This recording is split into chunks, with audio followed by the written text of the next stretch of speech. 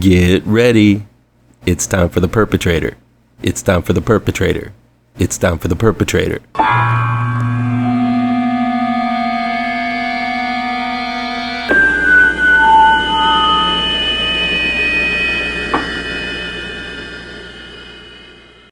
Welcome back to ML Miller Frights. I'm ML Miller. Before we begin, please do me a favor and punch that like button down below. Share this video with all of your social media addicted pals. Click subscribe to this channel and ring that bell for notifications. Perpetrator was new last week on Shudder. It's directed and written by Jennifer Reeder.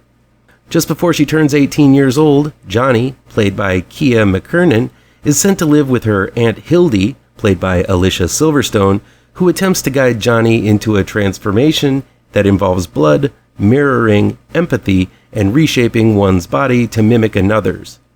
It's a family trait that's been passed down for generations. As Johnny struggles to master her power, someone has been abducting young girls in Johnny's new school.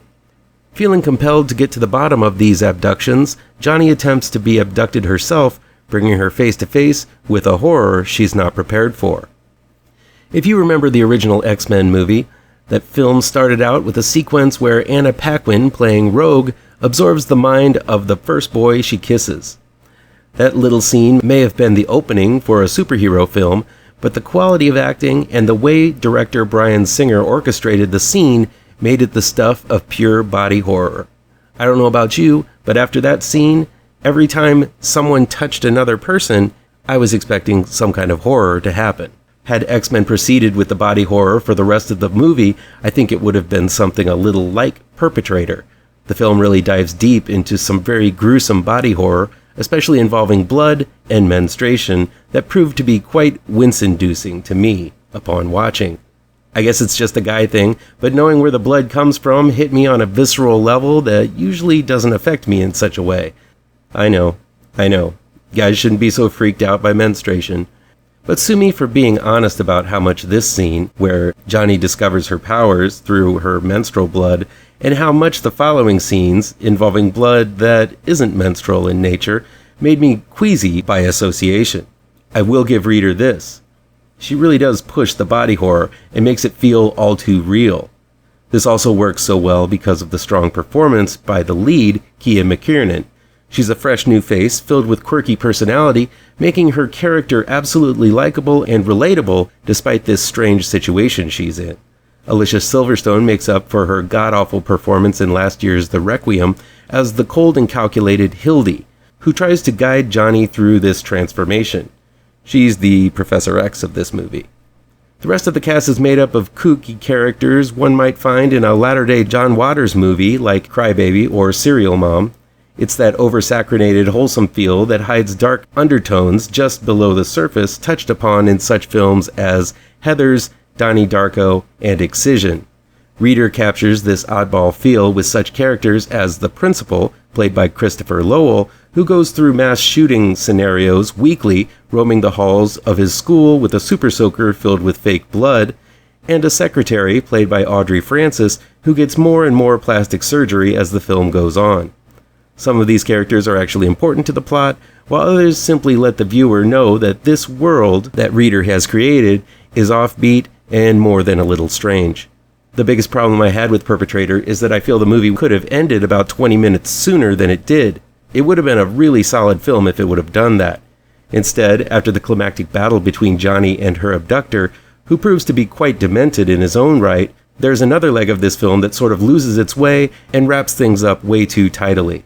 I think if the movie ended with Johnny mastering her power, it would have been strong enough. Instead, more of her past had to be revealed, and the story gets rather murky and rushed, almost as if the last 20 minutes is a truncated sequel squished in there because this might have been originally thought of as a series rather than a movie. Still, Perpetrator seals the deal that Reeder is a director to watch. She's got a great offbeat style and a twisted sense of storytelling. She juggles some pretty gruesome issues, isn't afraid to make things bloody, and manages to even it out with some equally dark comedy. I like the way Reeder made me feel so much unease and so much interest in the lead character all at once.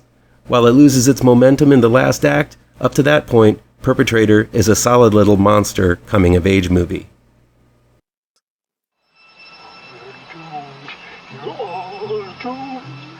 You're doomed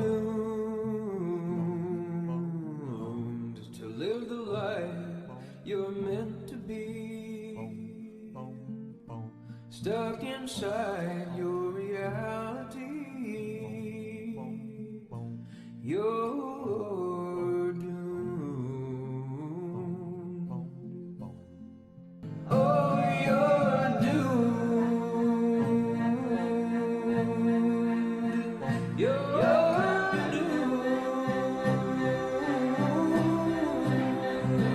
You're doomed. Live the life that you are meant to be. Live inside that reality. Oh, my baby, you're doomed. It's time for the perpetrator. It's time for the perpolator. It's time for the perpetrator. It's time for the perpetrator. It's time for the perpetrator.